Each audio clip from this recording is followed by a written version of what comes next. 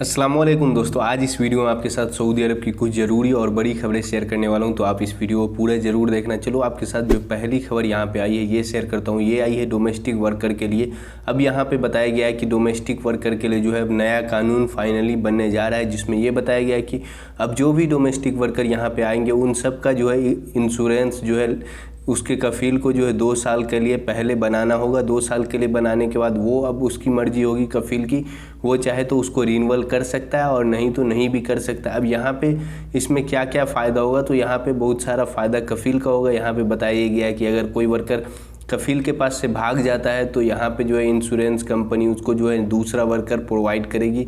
इसके अलावा जो है किसी वर्कर काम नहीं कर पाता है कोई भी ऐसे प्रॉब्लम की वजह से, तो उस केस में भी जो है कफ़ील को जो यहाँ पे नया वर्कर प्रोवाइड करेगी इंश्योरेंस कंपनी। इसके अलावा यहाँ पे बताया गया किसी वर्कर की डेथ हो जाती है तब भी ऐसे केस में भी जो है यहाँ पे कफ़ील को जो है नया वर्कर प्रोवाइड करेगी जो इंश्योरेंस कंपनी है, या फिर जो एजेंसी यहाँ पे वर्कर लेकर आई थी वो एजेंसी जो है यहाँ पे कफ़ील को नया वर्कर प्रोवाइड करेगी। इसके अलावा यहाँ पे ये बताया गया है कि अगर वर्कर को जो है सैलरी नहीं देता है कफ़ील टाइम पे या सैलरी नहीं दे पाता है, तो ऐसे केस में जो है इंश्योरेंस कंपनी की जिम्मेदारी है कि वो सैलरी जो है वो वर्कर को, डोमेस्टिक वर्कर को दे। इसके अलावा यहाँ पे और भी बातें बताई गई, जैसे कि कफ़ील की अगर मौत हो जाती है तो ऐसे केस में भी बताया गया है कि वर्कर को जो है सैलरी इंश्योरेंस कंपनी देगी।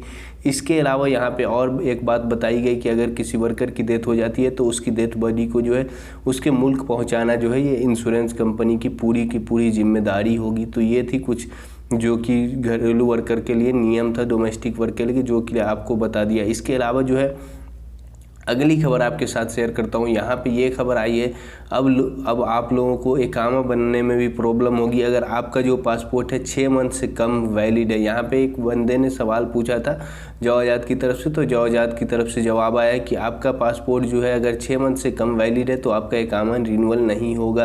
तो ये बात का आप लोग ध्यान रखना है कि पासपोर्ट को जो है आप पहले ही रिन्यूअल करवा लेना, ये नहीं कि एक्सपायर हो जाए तो फिर ऐसे केस में आपका इकामे में भी देरी हो सकती है। तो ये आपको ध्यान जरूर रखना है। ये अगली अपडेट बहुत ही इंपॉर्टेंट है। ये अपडेट आई है जो बहुत सारे लोग जो यहाँ पे वीज़ा एक्सपायर होने के बाद भी रुकते हैं, और ऐसे केस में अगर कोई भी पकड़ा जाता है तो उसको जो है 50 लाख रियाल का जो है फ़ाइन लगेगा। अब ये किन लोगों के लिए, जैसे बहुत सारे लोग आते हैं विजिट वीज़ा पे और यहाँ पे रुक जाते हैं, वीज़ा एक्सपायर होने के बावजूद भी रुक जाते हैं।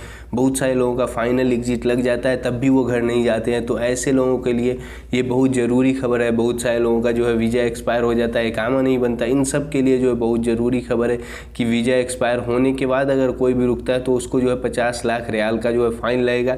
इसके अलावा जो सऊदी शोरा काउंसिल की तरफ से एक नशे के लिए भी नियम आ गया है। ये आपको मैंने पहले ही बताया था कि इस पर बात चल रही है। तो फाइनली यहाँ पे ये बताया गया है कि कोई भी बंदा जिसकी एज 21 साल से कम है वो किसी भी तरह का नशे की चीज़ जो है कहीं से भी नहीं खरीद सकता है, जैसे कि सिगरेट, खैनी, तंबाकू, ये जो भी चीज़ होती है, गुटखा, किसी भी तरह का ये सब चीज़ें जो है ये खरीद नहीं सकता है। तो ये जो है गैर मुल्कियों के लिए तो इतना फ़र्क नहीं पड़ेगा, क्योंकि वो लोग तो खैर आप 21 साल के बाद ही आते हैं यहाँ पे। जो यहाँ पे ये सऊदी के लिए ये लगभग नियम है। आप लोग क्या लगता है, आप लोग कमेंट में अपनी राय बता सकते हो।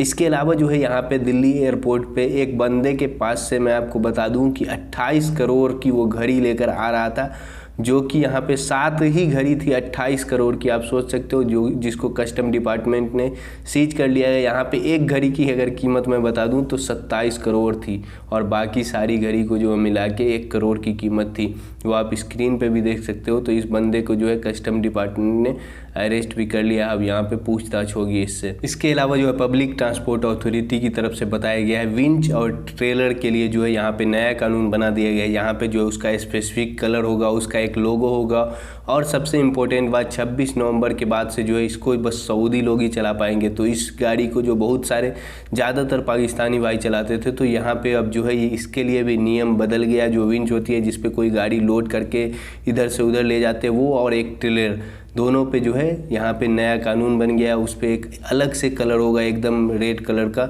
और इसके अलावा जो उस पर लोगो होगा ये सब होगा, और उसको जो है कोई भी सऊदी लोग ही चला सकते हैं। इसके अलावा जो है बताया ये गया है कि आने वाले 6 महीने के अंदर में जो है यहाँ पे सऊदीयाइजेशन में अब टेक्नीशियन का भी सऊदीयाइजेशन होने वाला है, जिसमें सऊदी लोग ही कुछ ऐसे सेक्टर होंगे जिनमें सऊदी लोग ही काम करेंगे। अब यहाँ पे स्पेसिफाई नहीं किया गया है कौन कौन सा सेक्टर है, बट यहाँ पे यही बताया गया है कि टेक्नीशियन का भी जो है अब सऊदीयाइजेशन होने वाला है। ये थी आज की कुछ ज़रूरी खबर जो कि आपके साथ शेयर की। अगर वीडियो पसंद आई हो आप लोग लाइक कर सकते हो, चैनल पे नए हो पहली बार देख रहे हो सब्सक्राइब कर लो। कोई भी सवाल हो किसी तरह का आप कमेंट में पूछ सकते हो। Thank you for watching, see you in next video.